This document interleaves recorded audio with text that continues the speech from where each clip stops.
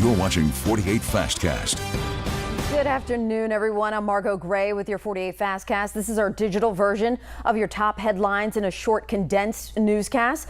But today is all about the weather. This is a first alert weather day. It is so incredibly hot outside. So let's go over to Chief Meteorologist Brad Travis. Brad, we're seeing temperatures well above 100. Yeah, anywhere from about 103 to 106 at times. And again, as I mentioned, if you live next to a cornfield, you've got even more humidity to work with, because that corn actually gives off what's called evapotranspiration. It's a big word for basically the corn is sweating out there. Here's a look at the 3-day forecast. Another first alert weather day tomorrow. We don't have any rain, nothing out there right now at all. And tomorrow we're going to be lucky with that 30% if we see any at all either. The heat index 106. Friday and Saturday we dropped the alert day, but it's still going to be hot. The heat index around 103 Friday. Scattered thunderstorm chances will increase as we go into Friday and Saturday. They have expanded the heat advisory to include counties up in southern Middle Tennessee. And even though you're not under this specific criteria in eastern Alabama, it's still going to be brutal out there. Overall, stay hydrated. Heat index tomorrow around Thursday afternoon, anywhere from 100 to 106. I'll have much more on this forecast and your 10-day coming up. All right, let's go to DeKalb County, where first responders are on the scene of a crash involving 5 vehicles, including a DeKalb County deputy. This crash happened at the intersection of Highway 75 and Highway 40. This is in the middle of Henniger.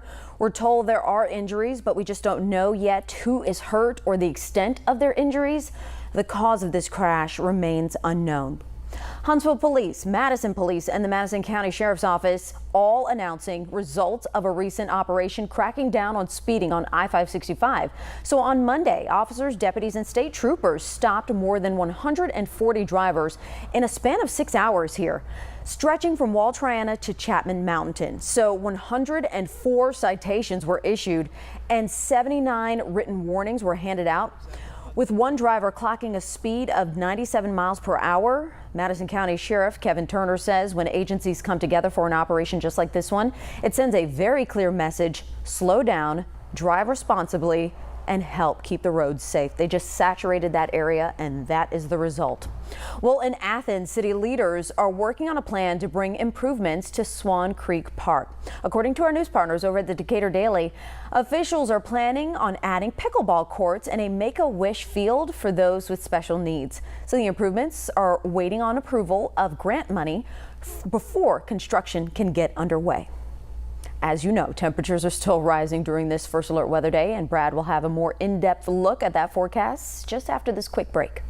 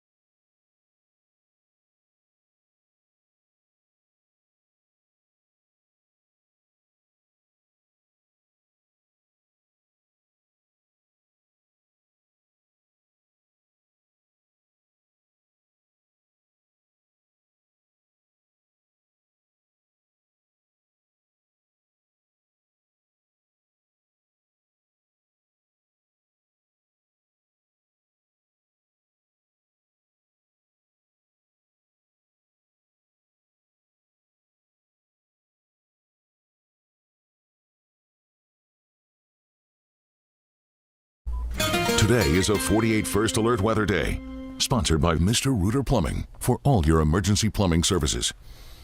Oh, make sure you're staying hydrated. It's hot. 94 to 96, heat index about 101 to 105 this afternoon. And it's not going to get any better. In fact, it may get worse tomorrow. And the humidity is really going to start to climb as we enter the weekend. We'll go through that in just a second. But here's your 10-day forecast. 95 today, 95 tomorrow as well, and then 93 Friday. Friday's going to look different. We're going to show you why, and it's all because of the tropical system down along the Gulf Coast right now. 91 Saturday, Sunday. we're going to have more clouds, more showers and storms, so that's going to back the temperatures off, but the humidity is going to be sky high. And as we go on into next week, the chance for scattered thunderstorms and more heat. Look at these temperatures, 95 Tuesday, Wednesday 96, so potentially more first alert weather days due to heat.